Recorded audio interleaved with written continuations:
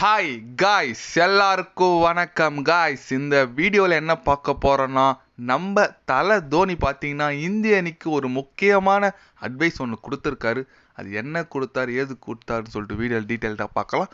அதுக்கு முன்னே நீங்கள் நம்ம சேனலுக்கு புதுசாக வந்திருந்தீங்கன்னா ஒரு சப்ஸ்கிரைப் மட்டும் பண்ணிவிட்டு வீடியோக்குள்ளே போகலாம். ஆமாங்க, நம்ம இந்திய அணி பார்த்தீங்கன்னா இப்போதைக்கு நல்ல ஆடிட்டு வந்துட்டு இருக்காங்க கண்டிப்பாக. ஏன்னா சூப்பர் 8 சுற்றுக்கெல்லாம் முன்னேறி இருக்காங்க. இது வரைக்கும் எந்த போட்டியும் தோக்கலை. 3 மேட்ச் ஜெயிச்சு அப்புறம் ஒரு மேட்ச் மழையில் நல்லா பர்ஃபார்மன்ஸ் கொடுத்து சூப்பர் 8 சுற்றுக்கு முன்னேறி இருக்காங்க.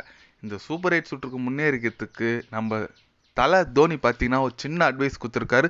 என்னன்னு கேட்டிங்கன்னா, சிவன் தூபவே அவசரப்பட்டு அணியிலிருந்து தூக்காதீங்க. அவர்னா தான் ஃபார்ம் அவுட் இருந்தாலும் கண்டிப்பாக அவர் இந்திய அணிக்கு ஒரு முக்கியமான பங்களிப்பு கண்டிப்பாக முக்கியமான நேரத்தில் பண்ணுவார். அவர் சரியாக பவுலிங் போல் சரியாக பேட்டிங் ஆடலன்னு சொல்லிட்டு அவர் அவசரப்பட்டு நீக்காதீங்க.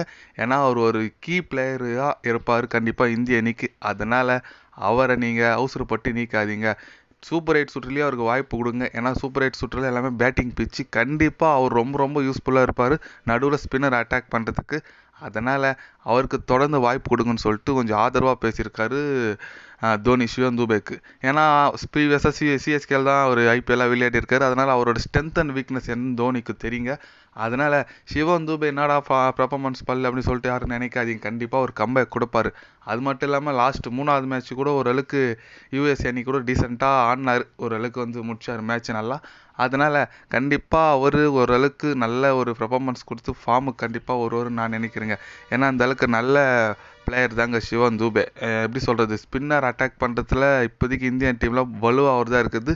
கண்டிப்பாக வெஸ்ட் இண்டீஸ் கூடலாம் மேட்ச் வந்தால் கண்டிப்பாக வெஸ்ட் இண்டீஸில் 2 லெஃப்ட் ஆர்ம் ஸ்பின்னர் இருக்காங்க.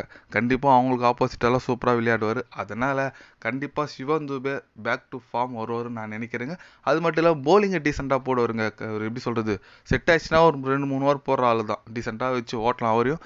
போலிங் ஆப்ஷன் நம்மளுக்கு நிறைய இருக்குது, நல்லதுங்க. ஏன்னா ஆஸ்திரேலியா, இங்கிலாந்து போன்ற டீம்லாம் எடுத்து பார்த்தீங்கன்னா நிறைய ஆல்ரவுண்டர்ஸ் இருப்பாங்க.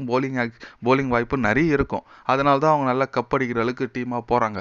அந்த மாதிரி இப்போ இந்திய அணிக்கு இருக்குது 6-7 போலிங் ஆப்ஷன் இருக்குது. அதுமாரி இருக்கிறது நல்லது தான். கண்டிப்பாக இந்திய அணி இந்த வாட்டி வலுவாக இருக்குன்னு நான் நினைக்கிறேன். கண்டிப்பாக நம்ம செமிஃபைனலுக்கு குவாலிஃபை ஆகும். ஏன்னா அடுத்த போட்டி பார்த்தீங்கன்னா ஆப்கானிஸ்தான் கூட ஆடுறோம், அடுத்தது பங்களாதேஷ் கூட ஆடுறோம், அடுத்தது பார்த்திங்கன்னா நம்ம எதிரியான ஆஸ்திரேலியா அணி கூட ஆடுறோம். கண்டிப்பாக போட்டி எல்லாமே ரொம்ப ரொம்ப முக்கியமான போட்டி. இது வரைக்கும் ஆடினது மேட்ச் கிடையாதுங்க. இதுக்கு மேலே தான் மேட்சே இருக்குது. அதனால் வர்ற போட்டி நல்லா பண்ணால் கண்டிப்பாக இந்திய அணி செமிக்கு முதல்ல டார்கெட்டு செமிக்கு குவாலிஃபை ஆகணும். அதுக்கப்புறம் தான் ஃபைனல் கப்பு. அதனால் இந்த 3 மேட்ச்சில் அட்லீஸ்ட் 2 ஜெயிக்கணும், இல்லை 3க்கு 3 ஜெயிச்சா கூட ஓகே தான். அதனால் வெயிட் பண்ணி பார்க்கலாம் இந்திய அணி எந்த மாதிரி பெர்ஃபார்மன்ஸ் பண்ணு சொல்லிட்டு.